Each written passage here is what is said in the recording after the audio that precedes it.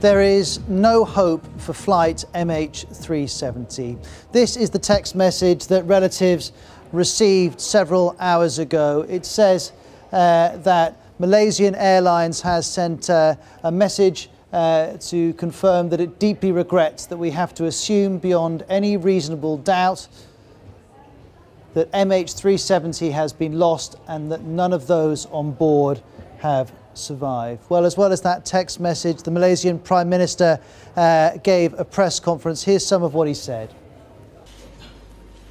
It is therefore with deep sadness and regret that I must inform you that according to this new data, flight MH370 ended in the southern Indian Ocean.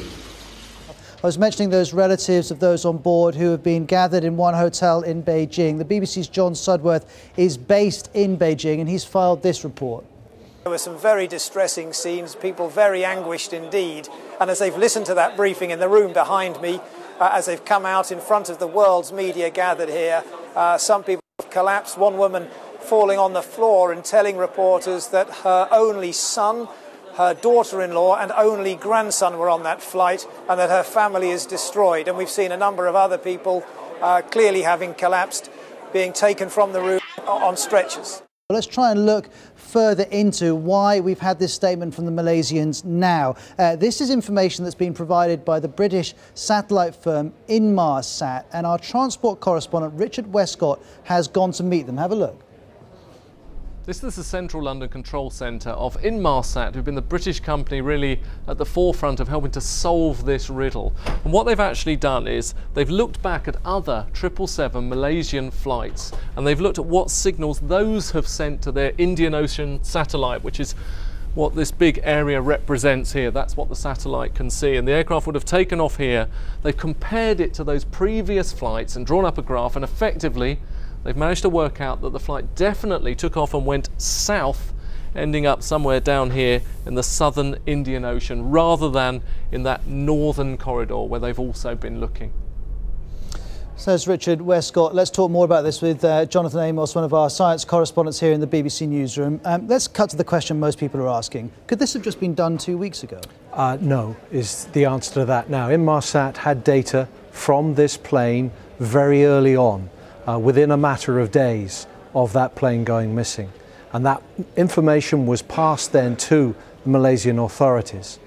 Now, they subsequently did analysis on the data, and what we're seeing today is the result of that analysis. And as Richard was describing to us there, what they've done is that they've looked at other planes in the past, other Malaysian 777 flights, and seen how those signals change, how the frequency on those signals changes very, very slightly as those planes move. And they've applied that then to these little ping notices that they received from the missing flight. And from that information, they've been able to rule out this northern arc. You remember there were two options. Either the plane flew south or it flew north. What they've been able to say today is it definitely did not fly north. It would have flown south. Now, bring up the BBC's Alistair Leithhead, who's joining us live. Alistair, tell us more about exactly where you are and what you've been hearing in the last few hours. Well, I'm in Kuala Lumpur, and this was where the news was broken in a press conference. It was very hastily arranged. There was a quick message saying the Prime Minister is coming to the media centre, get there. At the same time, we heard that the families in Beijing and here had been told to gather in the hotels, in the places that have been prepared for them. They were addressed by the Malaysia airline people first of all.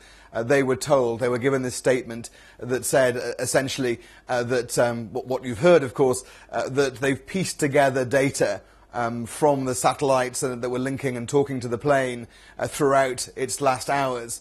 And they determined from that obviously the plane had gone down in the southern corridor, as they call it, the southern track it took. Therefore, that was in the ocean, and therefore there was no way this plane could have landed anywhere except in the sea. We'll have full coverage as the search for this plane goes on Outside Source on BBC Radio, BBC World Service Radio, 11 GMT. We'll also be back at the same time tomorrow here on BBC World News. Till then, bye-bye.